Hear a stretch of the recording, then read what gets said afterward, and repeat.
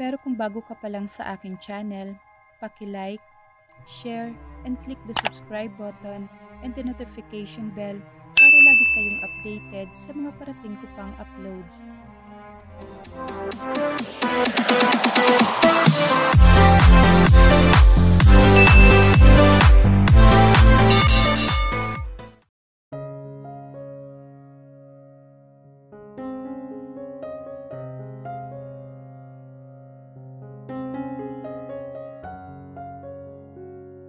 Maaga pa lang ay umalis na si Dave. Mukhang naghahabol ito ng mga panahon na hindi ito pumasok sa kanyang opisina. Without anything else to do ay sinimula ni Camille ang paglilinis ng bahay. Kahit pa sa tingin niya ay hindi na kailangan iyon ng bahay. But still, sinimulan niyang linisin ang bawat kwarto sa itaas ng bahay. Una ay ang kwarto nila ni Calex. Kumuha siya ng hamper at inilagay lahat ng nakakalat na laruan ni Calex at mga damit nitong madumi. Mamaya na siya magva-vacuum kapag gising na si Calex. Sunod ay ang kwarto ni Dave. Humanga siya ng gusto na makita niya na nakaayos ang madudumi nitong damit sa isang hamper. Wala kang makikita ni isang damit o panyo man lang na nakakalat sa loob. Pati ang mga gamit na towel ay maayos na nakasabit sa hook sa loob ng bathroom. Inayos niyang muli ang pagkakatupi ng sheets at comforter. And she plumped his pillows a couple of times hanggang sa bumalik sa dating hugis nito. Then, she sprayed an air sanitizer. Sinilip niyang muli si Calex. Tulog pa rin ito. Kinuha niya ang isang BB audio monitor para marinig niya kung magising na ito. Hinayaan niyang nakabukas ang pinto at papasok na sana siya sa katapat na kwarto ng kay Dave pero pagpihit niya ay nakalak ito. Nakalak? Ang sabi niya sa sarili. Doon naman siya sa susunod na kwarto at pinihit niya ang doorknob at bumukas iyon. Nilinis din niya ang kwarto na iyon at pagkalabas niya ay muling nabaling ang kanyang mga mata sa katabing kwarto na nakalak. Bakit kaya nakalak ito? Ang tanong niya sa sarili. Baka dyan niya itinatago ang mga kayamanan niya? Ang pabirong sabi niya sa sarili. Bababa na sana siya nang marinig niya ang iyak ni Calex. Itinabi niya ang hawak na basahan at nagmadali siyang pumunta sa kwarto nila ni Calex. Hapon na at nakapaglaban na si Camille at linis na rin ang bahay. Bukas ay itutupi na lang niya ang mga bagong labang damit. Kasalukuyan siya nagluluto ng ulam para sa kanilang hapunan nang magring ang kanyang cellphone. Nakita niya ang pangalan ni Dave sa screen. In an instant, she felt giddy. Ano ba, Camille? Umayos ka nga, tawag lang yan. Ang saway niya sa sarili. Camille! Ang bati nito agad sa kanya. Ang tagal mong sumagot. Kumunot ang noo niya dahil sa tono ng tanong nito. Sekretary mo ba ako? Ang sarkastikong sagot niya rito. Narinig niyang napabuntong hininga si Dave sa kabilang linya. Halatang naaasar na naman ito sa kanya. How's Calex? Ang tanong niya kay Camille. Kahit pa gusto rin niyang kamustahin ito. He doesn't want her to know na laman ito ng isipan niya kahit nasa opisina pa siya. Okay naman si Calex? Pauwi ka na ba? Ang tanong sa kanya ni Camille. That made him smile. Maya-maya. Ang sagot ni Dave sabay tingin sa suot na relo. Ilang minuto na lang at 5 na ng hapon. May meeting pa siya with one of a future investor. Why did you ask? Ang balik tanong niya. Nagluto kasi ako for dinner. Yun ay kung may bala ka lang kumain dito sa bahay. Ang nahihiyang sabi ni Camille. Ayaw niyang isipin na masyado niyang ginagampanan ng pagiging asawa nito. Hindi naman ito napigilan ang ngumiti nang marinig ang sinabi ni Camille. I'll try to be home not later than 9. Makapaghihintay pa ba yung niluto mo? Ang tanong nito. I'll try. Ang sagot ni Camille. Kahit pa gusto niyang sabihin na hihintayin ko pagdating mo, saka na rin ako kakain. Natawa naman si Dave sa sagot niya. Siguraduhin mo lang na edible yung niluto mo At ayokong masayang ang pagtanggi ko sa isang dinner. Tapos, gugutumin din lang pala ako sa bahay. Ang pang-aasar nito. Kung ayaw mo, di magkape ka na lang. Ang inis na sagot ni Camille, sabay patay sa kanyang telepono. Pero mukhang si Camille ang uminom ng kape. Nang maraming kape. Ang sinabi kasi ni Dave na not later than 9 ay naging later than 1 a.m. She even put the pot into the oven for several times para manatili itong mainit. Pero walang Dave na dumating. 10 more minutes. Ang bulong niya sa sarili. Kinuha niya ang baby audio monitor at inilapit sa kanyang tabi while she browsed the internet using her phone. hanggang sa mapunta siya sa news site. And what she saw hurt her. Sa late news para sa lifestyle at naka-indicate ang oras kung kailan nakuna ng video na kaninang 10 ng gabi na may caption na "He was still the country's playboy." Ang kuha ng video ay nasa isang bar at makikita si Dave na may katabing babae. At nang mapalingon ng babae ay agad niya itong nakilala. It was Kelly. At sa video ay magkalapit pa ang kanilang mga ulo. Hindi niya alam kung bakit bigla siyang nakaramdam ng kirot sa kanyang dibdib. She expelled her breath at tumayo na siya. Pinatay na niya ang oven at hinayaan na lang ang iniinit na ulam sa loob nito. Hinugasan niya ang mug na ginamit niyang pinag-inuman ng maraming kape. Tinuyo niya iyon at ibinalik na maayos sa lalagyan. Ayaw niyang may maiwang marka sa bahay na siya ay naghintay para rito. Umakyat na siya sa itaas at nagtungo sa kwarto nila ni Calex. It was almost 2 in the morning nang dumating si Dave. He was worried na naghintay si Camille sa kanya. He knew he should have called her, pero dahil sa maingay sa loob ng bar ay hindi niya nagawa. Gusto na sana niyang umalis kaso mukhang nag-enjoy ang kausap niyang Japanese investor, lalo na nang makita nito si Kelly na aksidente namang nakita sila sa bar. He introduced her to his Japanese friend at mukhang na-love-struck ito kay Kelly at hindi na nagawa pang umalis. He entered the house and he immediately pushed the buttons for the security password. Tahimik na sa loob, mukhang tulog na rin ang mga ito, ang sabi ni Dave sa sarili. Pero nagbabaka sakali siyang gising pa si Camille at hinintay siya, kaya nagpunta siya sa kusina. Pero malinis sa kusina at nang dinatnan niya, wala ring pagkain na naiwan sa ibabaw ng stove. Malinis at maayos ang lahat. Walang indikasyon na may naghintay para sa kanya.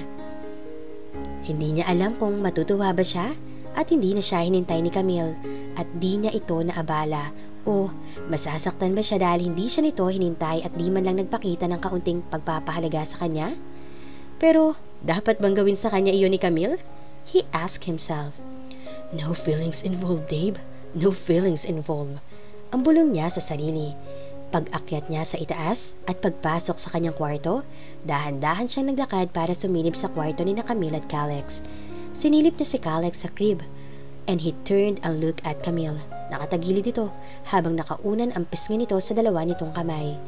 He wanted to run his hands through her hair that was spilled in her pillow, but he controlled the impulse. He quickly turned around and left the room. And on that moment, did only Camille expel the breath that she was holding back since she heard Dave enter the room. Late na kinabukasan nang bumaba mula sa kwarto nito si Dave. Siyempre, puyat na puyat, ang sabi ni Camille sa sarili. Hindi na siya naghanda ng almusal. She didn't want to play the good wife again. Total, sabi nga nito, nasanay naman siyang gumawa ng breakfast niya sa umaga. Then, gumawa siya ng breakfast niya. Ang himutok ni Camille sa sarili. Galit siya kay Dave. Hindi dahil sa nagsasala siya sa kasama nitong babae kagabi. That's ridiculous, ang sabi niya sa kanyang sarili. Galit siya dahil sa kahit na may asawa na ito ay patuloy pa rin ito sa pagiging buhay binata without even thinking na pati siya ay damay sa kasiraan nito. Kasalukuyang nasa breakfast nook pa rin sila ni Calex na pumasok si Dave sa kusina. At tanging pajama lang ang suot nito. His eyes wore those sleepy look again and his hair was disheveled. Good morning, ang bati sa kanila ni Dave. Ang tanging niyang sagot. She tried not to look at his bare chest, even if she already saw the smooth expanse of his toned chest and broad shoulders. Pilit niyang itinuon ang kanyang atensyon kay Calex na pinapakain niya ng biscuits. May coffee na ba? Ang antok na tanong nito sa kanya. She cleared her throat. Oo, ang matipid niyang sagot. He walked towards the kitchen counter kung saan nakapatong ang cafe. Kumuha siya ng mug sa cupboard at nagsalin siya ng kape. You want some? Ang tanong nito sa kanya without turning his back to look at her, which was good for her, dahil pinagmamasdan niya ang malapad na likod ni Dave. No, tapos na. Ang matipid niyang sagot, sabay iwas ng tingin kay Dave. Saka lang niya napansin na ang isinusubo niyang biscuit kay Calex ay sa leeg na pala niya ito isinusubo. Napangiwi siya, agad niyang itinampot ang napkin na nakapatong sa ibabaw ng lamesa at pinunasan ang leeg ni Calex. Sorry, ang bulong niya kay Calex habang pinupunasan ang bibig at pinapagpagan niya ang bib sa dibdib nito. What? He asked her when he turned to her at naglakad siya papalapit sa kanila. Hindi ikaw ang kausap ko si Calex, ang sagot ni Camille. He took a seat next to Calex and he gently pat Calex's head. So, what did he say? Ang tanong nito sa kanya. Who? Ang balik tanong niya na may halong pagtataka at nakakunot pa ang kanyang noo. Dave gave her that amused smile, his gray eyes glinting on her, while he sipped his coffee. Yeah, si Calex. He told me that I'm the best mommy ever. Hindi ba, Calex? Say, Mama! Ang sagot niya kay Dave. Pero nakatuon ang mga mata niya kay Calex while she continued to put biscuits into his mouth. Calex, say, Papa! Ang sabi rin ni Dave kay Calex na binigyan siya ng malapad ng ngiti. Camille rolled her eyes on him at ipinagpatuloy niya ang pagsubo ng biscuit kay Calex. Lagi na lang kasi itong nagngangat-ngat ng kamay. Hula niya na baka tinutubuan na ito ng ngipin. She pulled down Calex's lower lip para makita niya ang gums nito. Napansin niya kanina na namumuti ito at nangangapal. Anong tinitingnan mo sa gums niya? Ang interesadong tanong ni Dave. Madalas kasi ang pagkagat at pagngat-ngat niya ng mga kanyang bib. I think he's teething already. Ang sagot niya. Teething? You mean tinutubuan na siya ng ngipin? Ang excited na tanong ni Dave. Ang sagot niya. Dave continued to watch her every move for a long while already. He's sipping his coffee and she already felt conscious. She sighed. Bakit ba? Ang nais niyang tanong. Sorry nga pala kung di ako nakabalik sa oras na sinabi ko. Ang sabi nito sa kanya. Okay lang, hindi naman ako naghintay.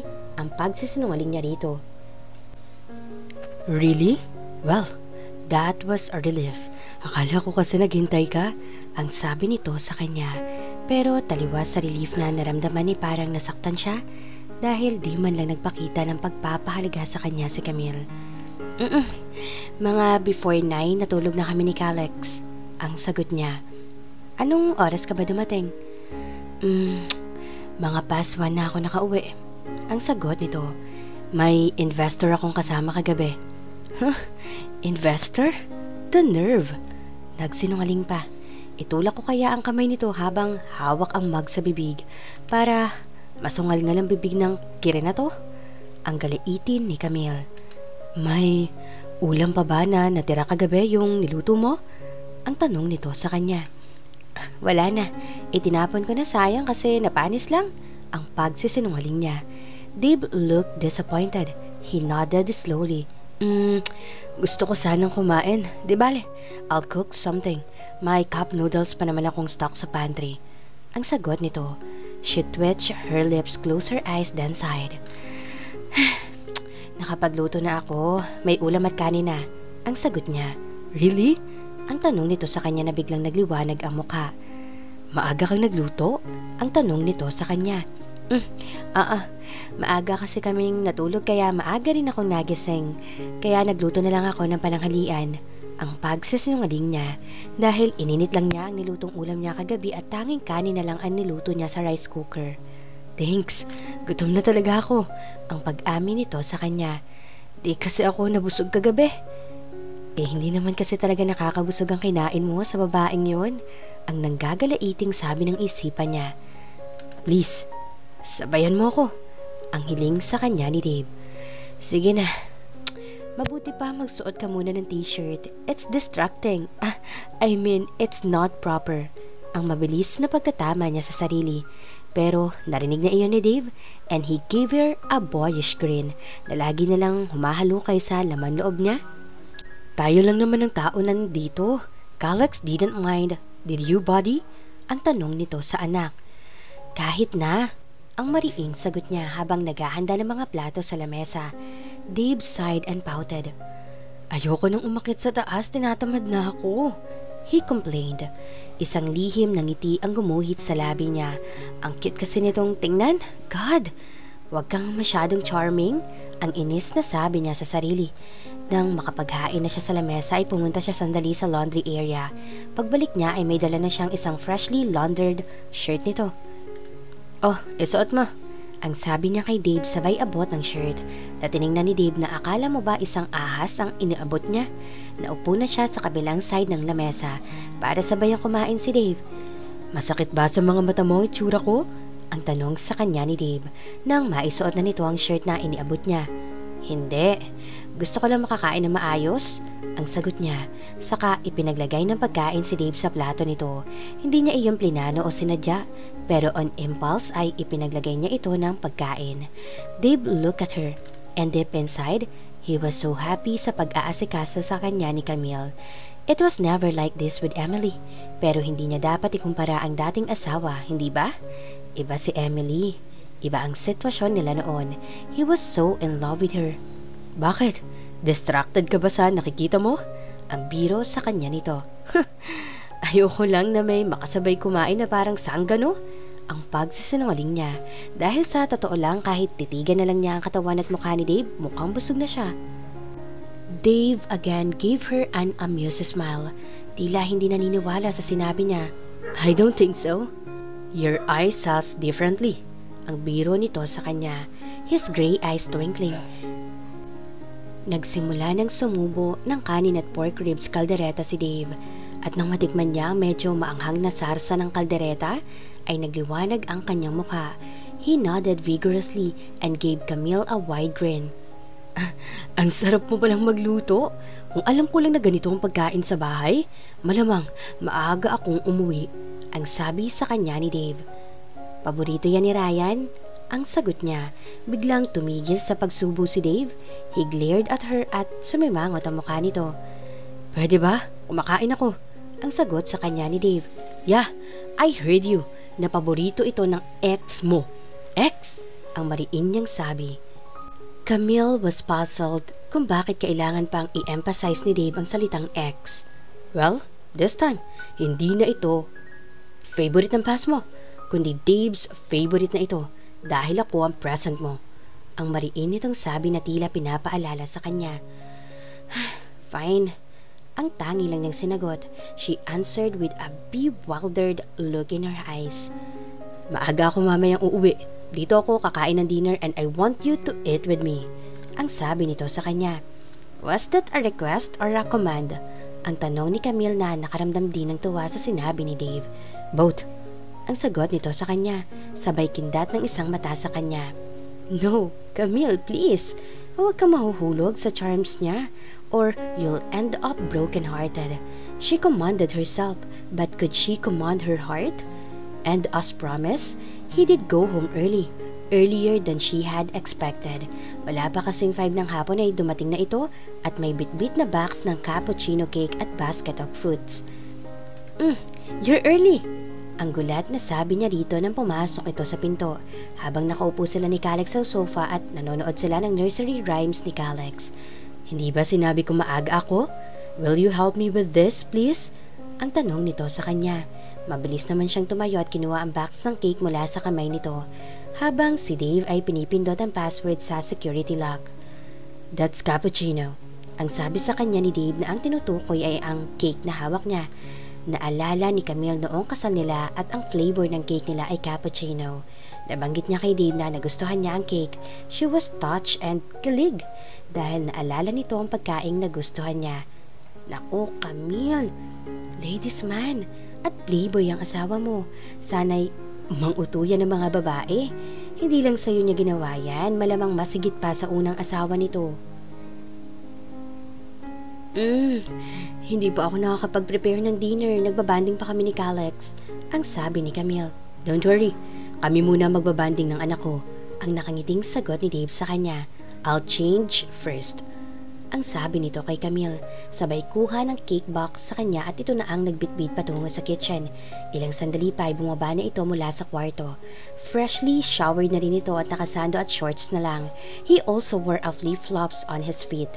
"Okay, akin na ang anak kong habang lumalaki lalong pumapogi," Ang masayang sabi ni Dave. Camille shook her head. Mukhang maganda ang naging araw nito ngayon at masaya ang disposisyon nito, ang sabi ni Camille. She gave Calix to him at naupo na ang mag-ama sa malaking couch na pwedeng magkasya ang tatlong taong nakahiga sa lapad dito.